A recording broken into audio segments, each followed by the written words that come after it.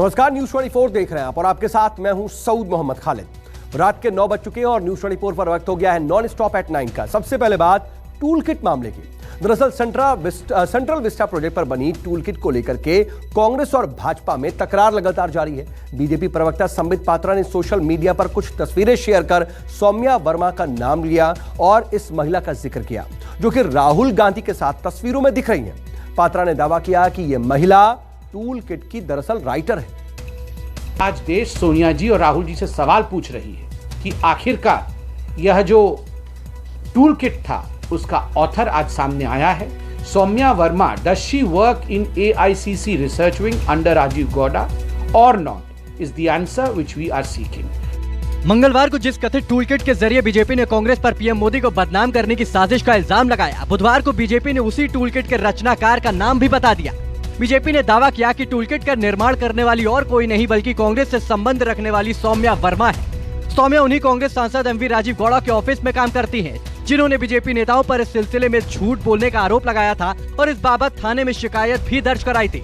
संबित पात्रा ने विस्तार से सौम्या वर्मा का परिचय दिया और फिर बीजेपी कांग्रेस में आर पार की जंग छिड़ गई। Amitabh, Pooja Chopra Bahri and Saumya Verma and Sonali Thangia are certainly amongst the best colleagues to work for long hours.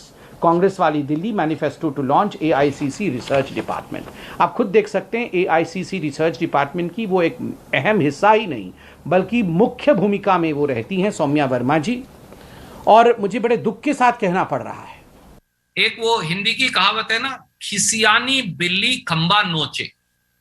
लिखते अपने नाम के आगे डॉक्टर हैं, फर्जी कागज दिखा रहे हैं।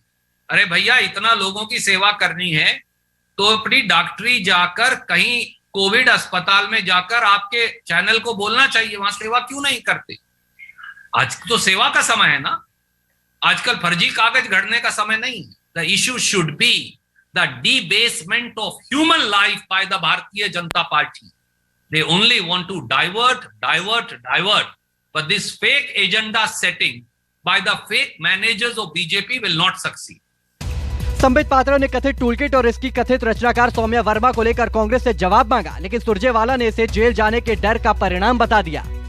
जो एविडेंस आपके सामने आज हम रख रहे हैं वो अपने आप ही इस विषय को स्थापित करते हैं, और सौम्या वर्मा जो ऑथर हैं, आज ये विषय पूरे देश के सामने स्थापित हो चुका है। मैं इतना ही कहना चाहूंगा और मैं अपील करना चाहूंगा कि आज देश सोनिया जी और राहुल जी से सवाल पूछ रही है कि आखिरकार यह जो टूल किट था उसका ऑथर आज सामने आया है। Saumya Verma, does she work in AICC research wing under Rajeev Gowda or not is the answer which we are seeking. क्या सौम्या वर्मा जी कांग्रेस की कार्यकर्ता हैं? क्या Saumya Verma ji AICC research wing में काम करती है? क्या सौम्या वर्मा जी राजीव गौड़ा के निहित काम करती है? और क्या वो इस टूल किट की ऑथर नहीं है? कांग्रेस पार्टी इसका जवाब दे। लगता है दिल्ली पुलिस भी अब इस प्रकार के आनाकानी कर फर्जीवाड़े में आरोपित JP नड्डा जी और भाजपा के नेताओं को बचाने में लगी है। पर मैं क्या आपसे एक विनम्र राय करूं, ये फर्जीवाड़ा करेंगे, एजेंडा सेटिंग करेंगे, कोरोना से ध्यान बटाएंगे, खाद की कीमतों से जो 20,000 करोड़ की लूट हो रही है उससे आपको भटकाएंगे। 20,000 करोड़ की लूट का सवाल जरूरी है या इनके फर्जी कागज जरूरी है? भैया, आप कोरोना में वैक्सीन दो, बेड दो, ऑक्सीजन दो, दवा दो, आप ये फर्जीवाड़ा बंद करो ना। ये केवल फर्जीवाड़े से हर रोज की डिबेट का एजेंडा सेट कर रहे हैं, इससे ज्यादा ये कुछ नहीं। मंगलवार को इस मामले पर बीजेपी के राष्ट्रीय अध्यक्ष JP नड्डा ने भी कांग्रेस पर हमला बोला था। नड्डा ने आरोप लगाया था कि कांग्रेस समाज को बांटने की मास्टरमाइंड है। यही वजह है कि गौड़ा ने नड्डा, पात्रा और स्मृति ईरानी के खिलाफ थाने में शिकायत दर्ज कराई थी। कांग्रेस सांसद MV राजीव गौड़ा ने ट्वीट किया, हमने पार्टी के लिए सेंट्रल विस्टा पर एक रिसर्च नोट तैयार किया था जो कि सही और तथ्य आधारित है। मैंने कल ट्वीट किया था कि कोविड-19 टूलकिट फर्जी है और बीजेपी की बनाई हुई है। पात्रा एक असली डॉक्यूमेंट का मेटा डेटा दिखा रहे हैं और उसे एक फेक दस्तावेज से जोड़ रहे हैं। कांग्रेस के कथित टूलकिट का मामला सुप्रीम कोर्ट भी पहुंचा। याचिका दायर करने वाले वकील शशांक शेखर जहां ने दुनिया भर में भारत की छवि बिगाड़ने की कोशिश बताई, तो साथ ही इसकी NIA जांच की भी मांग कर डाली। योग गुरु बाबा रामदेव भी कथित टूलकिट विवाद में कूदने का लोभ नहीं छोड़ पाए। रामदेव ने इसे सनातन हिंदू धर्म का अपमान बताया और बिना नाम लिए कांग्रेस को इसका कसूरवार भी ठहरा दिया। टूल किट के माध्यम से कुंभ मेला और सनातन हिंदू धर्म को बदनाम करना एक बहुत बड़ी सामाजिक, सांस्कृतिक और राजनीतिक साजिश, पाप और अपराध है। और जो लोग ऐसा कर रहे हैं, मेरे उनसे हाथ जोड़ करके प्रार्थना है, जो आपको राजनीति करनी हो कीजिए, लेकिन 100 करोड़ से ज्यादा हिंदुओं का अपमान मत कीजिए। यह एक बहुत बड़ी घिनौनी हरकत आप कर रहे हैं। यह देश आपको कभी माफ नहीं करेगा। और मैं सारे देश के लोगों से भी आह्वान करता हूं कि ऐसी सनातन विरोधी और भारत विरोधी ताकतों का मिलकर के बहिष्कार और विरोध करना चाहिए। इन सबके बीच पूर्व कांग्रेस अध्यक्ष राहुल गांधी ने इस पूरी बहस को गंभीर मुद्दों से ध्यान भटकाने की कोशिश करार दिया है। राहुल गांधी ने ट्वीट किया, वैक्सीन कम होती जा रही है और कोविड मृत्यु बढ़ती जा रही है। केंद्र सरकार की नीति ध्यान भटकाओ, झूठ फैलाओ, शोर मचाकर तथ्य छुपाओ। मंगलवार को बीजेपी ने आरोप लगाया था कि कांग्रेस पर कोरोना महामारी के दौरान देशवासियों में भ्रम फैला रही है और पीएम मोदी की छवि धूमिल कर रही है। बीजेपी ने दावा किया था कि कांग्रेस एक साजिश के तहत सेंट्रल विस्टा प्रोजेक्ट को भी मोदी महल के तौर पर प्रचारित कर रही है और राहुल गांधी भी रोजाना इसको लेकर ट्वीट कर रहे हैं। प्रभाकर मिश्रा, दिल्ली, न्यूज़ 24। इधर पीएम मोदी ने आज गुजरात और दीव में चक्रवाती तूफान ताउते की तबाही का जायजा लिया, तो वहीं राहत कार्य के लिए 1000 करोड़ रुपए की वित्तीय सहायता का भी ऐलान किया। लेकिन विपक्षी दल ये सवाल कर रहे हैं कि वो महाराष्ट्र को क्यों भूल गए।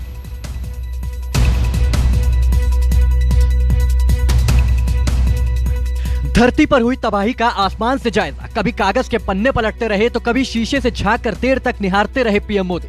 गुजरात और दीव के इलाकों में चक्रवात से पहुंचे नुकसान का जायजा लेने के लिए प्रधानमंत्री नरेंद्र मोदी ने हवाई सर्वे किया। पीएम मोदी ने गुजरात के तटीय इलाके ऊना, जाफराबाद और महुआ का मुआयना किया, तो साथ ही दीव में हुई तबाही को भी अपनी आंखों से देखा। हवाई सर्वे के दौरान अधिकारी पीएम मोदी की मदद करते रहे।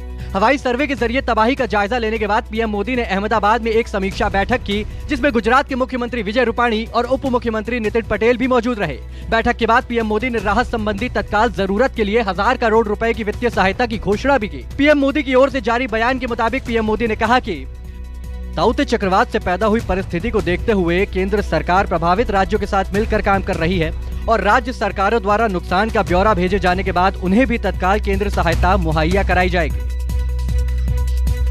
पीएमओ के मुताबिक पीएम मोदी ने चक्रवात ताउते से देश के विभिन्न हिस्सों में प्रभावित हुए लोगों के प्रति एकजुटता का इजहार किया, तो साथ ही इस आपदा में जान गंवाने वालों के परिजनों के प्रति संवेदना भी जताई। हालांकि विपक्षी पार्टियां यहां भी सियासत से बाज नहीं आई। एनसीपी नेता और महाराष्ट्र सरकार के मंत्री नवाब मलिक ने सवाल किया कि आखिर पीएम मोदी ने महाराष्ट्र का हाल क्यों नहीं जाना। ताउते साइक्लोन की वजह से बड़े पैमाने में कर्नाटक, गोवा, महाराष्ट्र, गुजरात और दीव दमन में नुकसान हुआ है। निश्चित रूप से महाराष्ट्र के जो हमारे 5 जिले हैं उसमें बड़ी तबाही हुई। आज प्रधानमंत्री जी दीव दमन और गुजरात के एरियल सर्वे पे हैं नुकसान का अंदाज लेने के लिए। जब दीव दमन जा रहे हैं, सवाल ये उठता है कि महाराष्ट्र का एरियल सर्वे क्यों नहीं किया गया। क्या ये भेदभाव है? ये सवाल खड़े हो रहे हैं। अगर प्रधानमंत्री दीव दमन गुजरात जा रहे थे तो गोवा से शुरू करते, महाराष्ट्र के सभी जो हमारे समुद्र किनारे के जिले हैं वो देख लेते, ज्यादा से ज्यादा आधा घंटे का समय लगता। गुजरात में चक्रवाती तूफान के कारण तटीय इलाकों में भारी नुकसान हुआ है। बिजली के सैकड़ों खंभे उखड़ गए तो हजारों पेड़ जमीन पर लेट गए। तूफान से कई घरों को नुकसान पहुंचा है, तो वहीं 45 लोगों की मौत भी हुई है। भूपेंद्र सिंह, अहमदाबाद, न्यूज़ 24। इधर आरजेडी नेता और बिहार के पूर्व उप मुख्यमंत्री तेजस्वी यादव कोरोना संक्रमण के बीच लोगों की मदद के लिए सामने आए हैं। नेता प्रतिपक्ष तेजस्वी यादव ने अपने सरकारी आवास को कोविड केयर सेंटर में तब्दील कर दिया है। सियासत से इतर समाज के हर तबके के लोग तेजस्वी की इस पहल की तारीफ कर रहे हैं। साफ सुथरा हॉल, कतार में लगे बेड्स और छत से लटकते पंखे। कल तक जो सरकारी आवास था वो अब कोविड अस्पताल बन चुका है। आरजेडी नेता और बिहार विधानसभा में नेता प्रतिपक्ष तेजस्वी यादव ने अपनी निजी कोष से पोलो रोड स्थित अपने सरकारी आवास में राष्ट्रीय Janata Dal Covid care centre का निर्माण करा दिया है। इस सेंटर में बेड, ऑक्सीजन और दवाओं के साथ ही खाने पीने का भी मुफ्त इंतजाम किया गया है। तेजस्वी यादव ने राज्य सरकार से इस कोविड केयर सेंटर को टेक ओवर कर संचालित कराए जाने का अनुरोध भी किया। राज्य सरकार से फिर से अपील करता हूं कि जो सरकारी आवास जो हमको आवंटित किया गया है एक पोलो रोड, उसको लेकर के आइसोलेशन वार्ड्स बनाए जाए, क्वारंटाइन सेंटर्स बनाए जाए, क्योंकि मरीज जो हैं बिहार के, उनको सरकारी अस्पतालों में बिस्तर नहीं मिल रही, ऑक्सीजन नहीं मिल रहा, दवाई नहीं मिल रही। इसलिए हमने पूरी तरीके से सारा इंतजाम एक नंबर में एक पोलो आवास में जो है हमने किया है।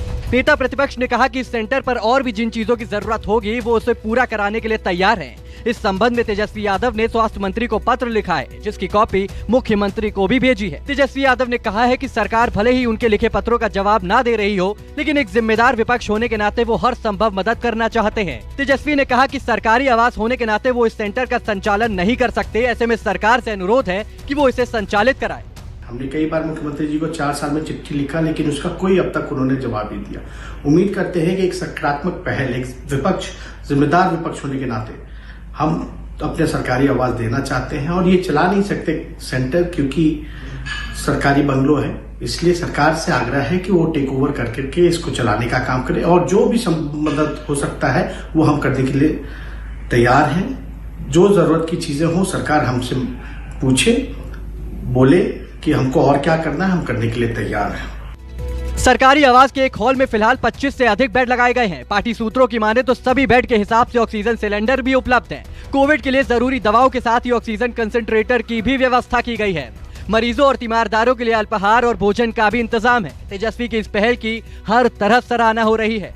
सौरभ कुमार, पटना, न्यूज़ 24। इधर कोरोना काल में डॉक्टरों मरीजों की जान बचाने की जद्दोजहद लगातार डॉक्टर्स कर रहे हैं, तो कई ऐसे भी हैं जो डॉक्टरों की जान बचाने की जद्दोजहद कर रहे हैं। जी हां, धरती के भगवान को लेकर के ऐसे लोग फिक्रमंद हैं। पूरा देश कोरोना से कराह रहा है। महामारी न सिर्फ मरीजों की जान ले रही है, बल्कि उन लोगों की जिंदगी भी खतरे में डाल रही है जो दिन रात अस्पतालों में लोगों की जिंदगी बचाने में जुटे हैं। कोरोना से बड़ी संख्या में डॉक्टर और मेडिकल स्टाफ की मौत को देखते हुए पटना की बीआईटी इंजीनियरिंग की छात्रा आकांक्षा ने अपने पिता योगेश कुमार की मदद से एक अनोखा मेडी रोबोट बनाया है। ये रोबोट किसी भी संक्रमित मरीज या लाचार व्यक्ति का बेसिक मेडिकल जाँच प्रामाणिकता के साथ दूर से और रियल टाइम डेटा और डेटाबेस के साथ कई जाँच करता है। यह मेडी रोबोट किसी भी आम रोबोट की तरह खाना, पानी, मेडिसिन, ऑक्सीजन को ट्रांसपोर्ट कर सकता है किसी पेशेंट के पास। इस रोबोट के थ्रू हम सर्विलांस भी कर सकते हैं। इसमें 2 वे वीडियो कम्युनिकेशन की भी सुविधा है, जिससे डॉक्टर और पेशेंट एक दूसरे को देख सकते हैं। इसमें सैनिटाइजेशन की सुविधा उपलब्ध है, जो कि लिक्विड की तरह से भी और यूवी की तरह से भी सैनिटाइजेशन की जा सकती है। इस दौर में हमारे बहुत सारे हेल्थ वर्कर और डॉक्टर न सिर्फ संक्रमित हो रहे हैं, बल्कि उनकी मौत भी हो रही है, और ये एक बहुत बड़ी समस्या है। सारी चीज़ें आ जाएगी, डॉक्टर कहाँ से आएंगे? उनके अंदर भय भी आ गया है, वो थक चुके हैं इतने लंबे लड़ाई में। तो डॉक्टर सबसे ज़्यादा संक्रमित हो रहे हैं पेशेंट के कांटेक्ट में आने के लिए। उसी का एक हमने सोल्यूशन निकाला है, मेडी रोबोट। ये रोबोट डॉक्टर और पेशेंट के बीच एक ब्रिज का काम करता है। डॉक्टर पेशेंट के पास गए बिना उनके वाइटल पैरामीटर्स को मेजर कर सकता है। आकांक्षा ने अपने पिता की मदद से जो रोबोट तैयार किया है, वो किसी भी संक्रमित मरीज या लाचार शख्स की बेसिक मेडिकल जांच करता है। स्वास्थ्य कर्मियों को कोरोना से बचाने वाला ये medi robot blood sugar level, blood oxygen level, pulse rate, body temperature, blood pressure, वजन, ईसीजी, वायरलेस स्टेथोस्कोप से फेफड़ा और हृदय की जांच करता है। इस खास काम के अलावा रोबोट के कुछ बेसिक काम भी हैं। मसलन संक्रमित शख्स को दवा, खाना, पानी, नेबुलाइजर और ऑक्सीजन पहुंचाना, high resolution night vision camera से मरीज और हॉस्पिटल का सर्विलांस, डॉक्टर और मरीज के बीच वीडियो कॉन्फ्रेंसिंग से संवाद कराना, रेलवे स्टेशन, बस स्टैंड और हॉस्पिटल का रिमोट से सैनिटाइजेशन करना है। आकांक्षा के इस मेडी रोबोट की चर्चा पूरे देश में हो रही है। हर कोई उनके हौसले, हुनर और जज्बे को सलाम कर रहा है। सौरभ कुमार, पटना, न्यूज़ 24। नमस्कार, मैं हूं मानक गुप्ता। अगर आपको हमारा ये वीडियो पसंद आया हो तो इसे लाइक और शेयर जरूर करें, और हाँ, हमें सब्सक्राइब और फॉलो करना ना भूलें, ताकि आप देश और दुनिया की कोई खबर मिस ना करें। चाहे कोई ब्रेकिंग न्यूज हो या कोरोना वायरस से जुड़ी कोई भी अपडेट, पॉलिटिक्स हो या आपकी जेब से जुड़ी कोई खबर, इलेक्शन की कोई न्यूज हो, कोई कंट्रोवर्सी हो या फिर कोई वायरल वीडियो, सब कुछ मिलेगा न्यूज़ 24 पर। तो जुड़े रहिए हमारे साथ और देखते रहिए न्यूज़ 24।